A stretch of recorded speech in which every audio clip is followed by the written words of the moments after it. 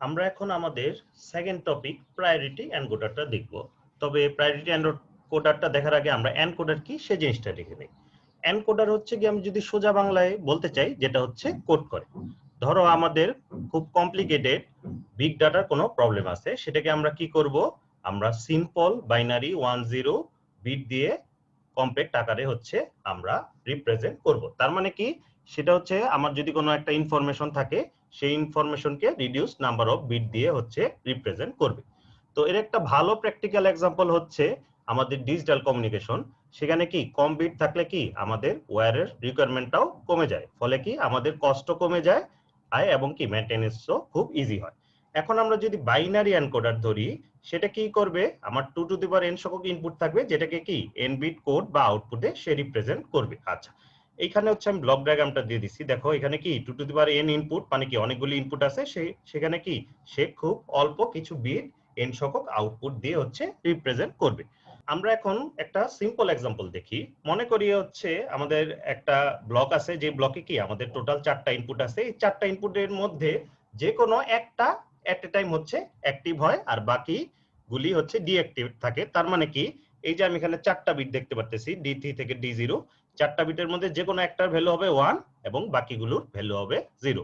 আমরা দেখব কি এই 4টা ইনপুট বিটকে আমরা কিভাবে কম্প্যাক্ট সিম্পল 2 বিট এনকোড করে আমরা রিপ্রেজেন্ট করতে পারি। আচ্ছা, যেটা আমরা করব, এই যে আমাদের 4টা বিট আছে D3 থেকে D0, এর বদলে কি আমরা যেটা অ্যাক্টিভ ওটার বাইনারি রিপ্রেজেন্টেশনটা হচ্ছে গিয়ে এই XY 2 বিট দিয়ে দেখাবো। আচ্ছা, एग्जांपल দেই। প্রথমে ধরে নেই আমার এই D3 টা হচ্ছে অ্যাক্টিভ। তাই যদি হয় তাহলে কি D3 এর ভ্যালু হচ্ছে 1 আর বাকি তিনটার ভ্যালু হচ্ছে 0। এখন দেখো আমার কি টোটালি 4টা বিট দরকার। আমি কি 4টা বিট চাই না, আমি এর বদলে কি করব, যেহেতু অনলি D3 টা অ্যাক্টিভ, বাকিগুলি ডিঅ্যাক্টিভ, কারণ এট এ টাইম একটা অ্যাক্টিভ থাকবে, তাহলে আমি কি করব, 3 এর যে বাইনারি রিপ্রেজেন্টেশন 1 1, সেটা দিয়ে আমি রিপ্রেজেন্ট করব।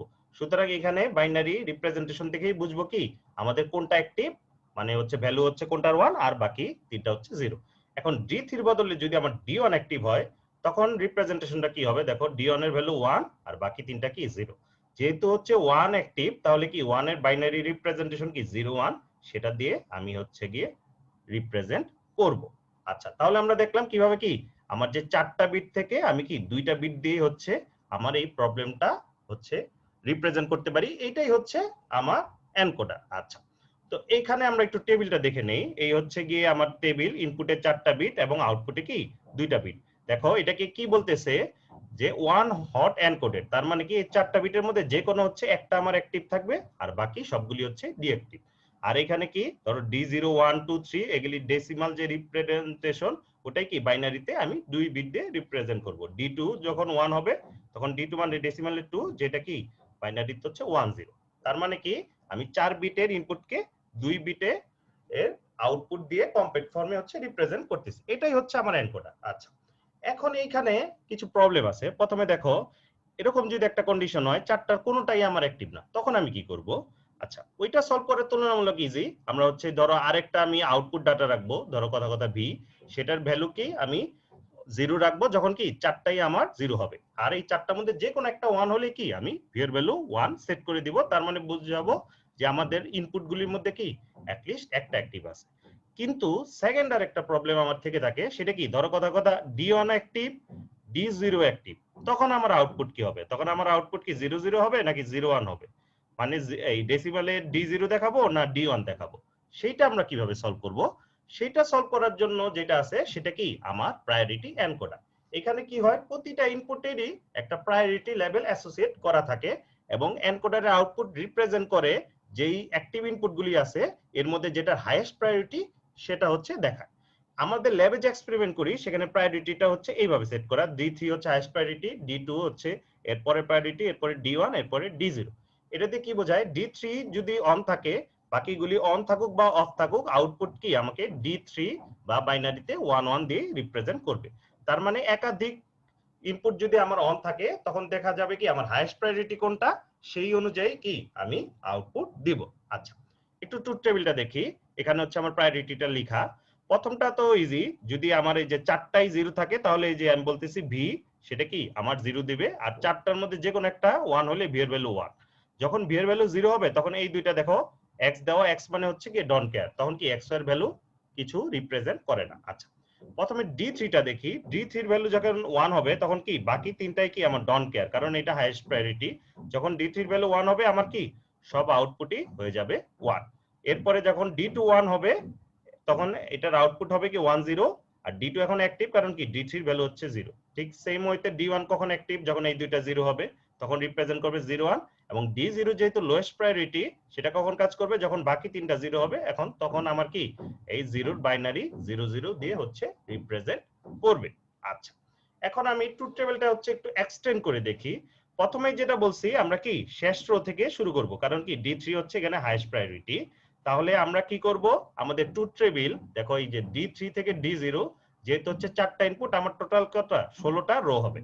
তাহলে হচ্ছে গিয়ে এই টেবিলের লাস্ট রো অনুযায়ী D3 এর ভ্যালু কোন কোন রোতে হচ্ছে আমার 1, এই বড় ট্রুথ টেবিলটা সেটা হচ্ছে আমরা বের করব। দেখো এই 8 থেকে 15 এ কি 1, যেহেতু D3 হাইয়েস্ট প্রায়োরিটি আমার আউটপুট কি 1 1 হবে। আচ্ছা, এরপরে হচ্ছে আমরা এই রোটাতে চলে যাই যেটা হচ্ছে ব্লু কালার দিয়ে মার্ক করা, সেটা কি D2 কখন 1 এবং কি D3 হচ্ছে ইনঅ্যাক্টিভ, তাহলে আমার আউটপুট হবে 1 0। আচ্ছা, এরপর হচ্ছে আমি আমার এই গ্রিন রোটাতে চলে যাই, এখানে D1 অ্যাক্টিভ আর বাকিগুলো কি হচ্ছে আমার ডি অ্যাক্টিভ, আর D0 কি ডোন্ট কেয়ার, সেটা কি আমার এই যে 2 নাম্বার রো আর 3 নাম্বার রো আউটপুট হবে কি 0 1, এবং ফাইনালি হচ্ছে গিয়ে আমার যখন D0 অ্যাক্টিভ সেটা রিপ্রেজেন্টেশন হবে কি 0 0।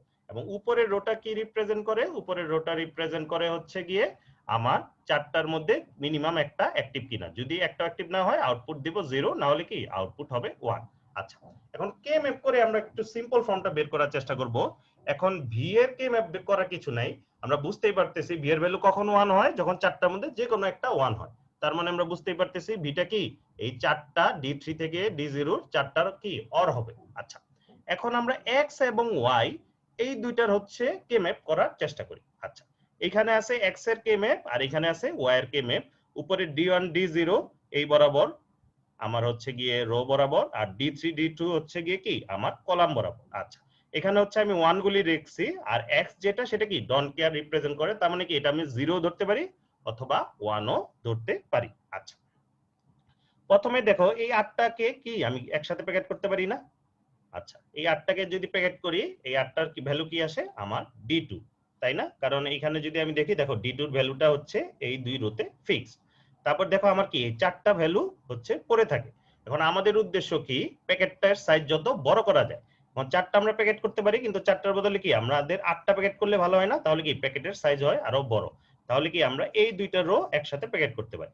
এটার ভ্যালু কি? এটার ভ্যালু হচ্ছে আমার D3। এখন দেখো এক্সটা যেহেতু ডোন্ট কেয়ার, 0 ধরতে পারি 1 ও ধরতে পারি। আমাদের কি 0 ধরলে লাভ, কারণ কি আমরা কে ম্যাপের রুল জানি বড় প্যাকেট এবং একই সাথে কম সংখ্যক প্যাকেট।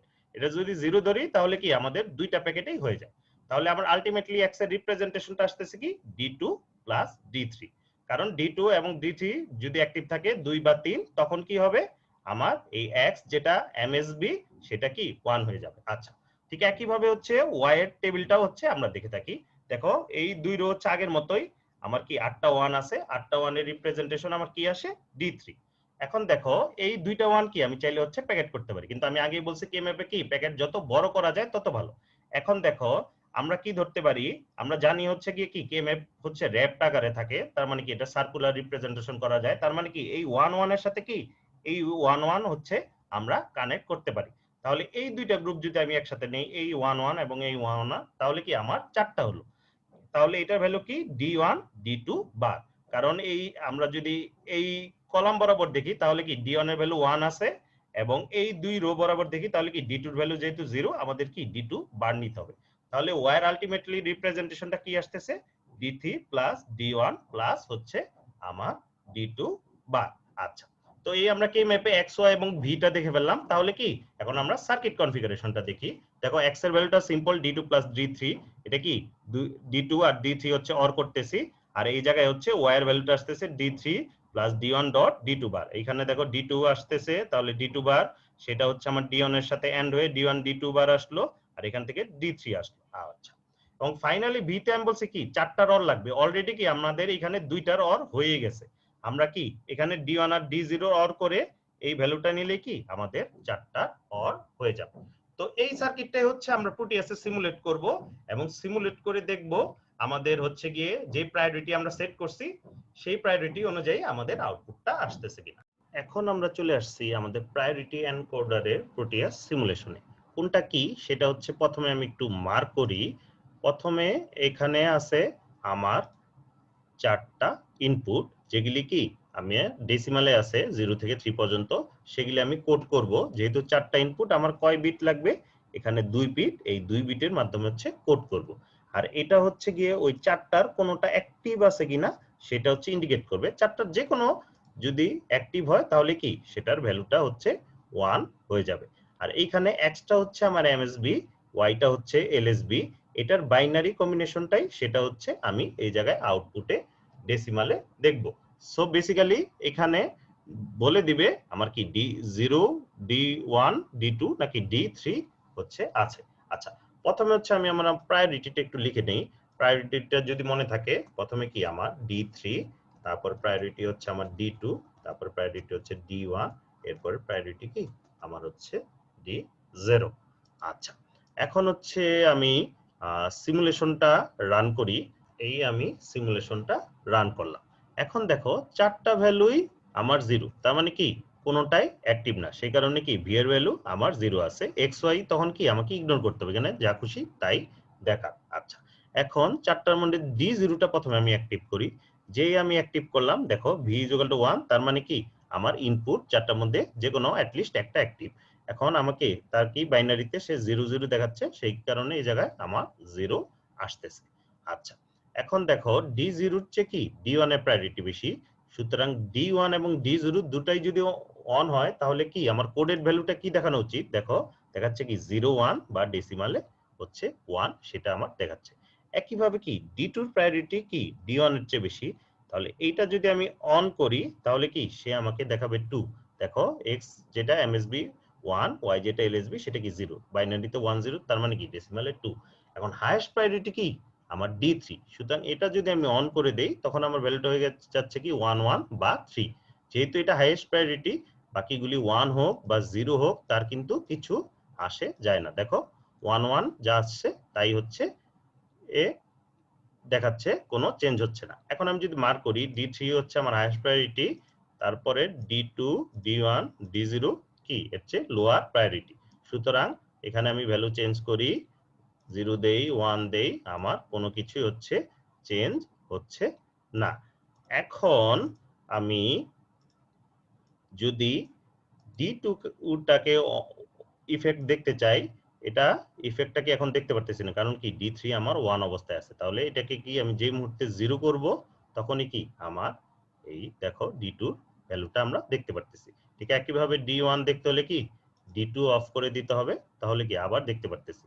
D0 ভ্যালু চেঞ্জ করি, কোনো ইফেক্ট নাই, কারণ কি এটা হচ্ছে আমার হায়ার প্রায়োরিটি। দেখো D1 এর ভ্যালু যদি আমি 0 করে দেই, D0 যেহেতু 1 আছে তাহলে কি আমার ওই কোডেড ভ্যালুটা হচ্ছে দেখাচ্ছে। তো এই হচ্ছে আমার প্রায়োরিটি এনকোডার। তো আশা করি হচ্ছে তোমাদের এইটা প্রায়োরিটি এনকোডারের কনসেপ্টটা ক্লিয়ার হয়েছে।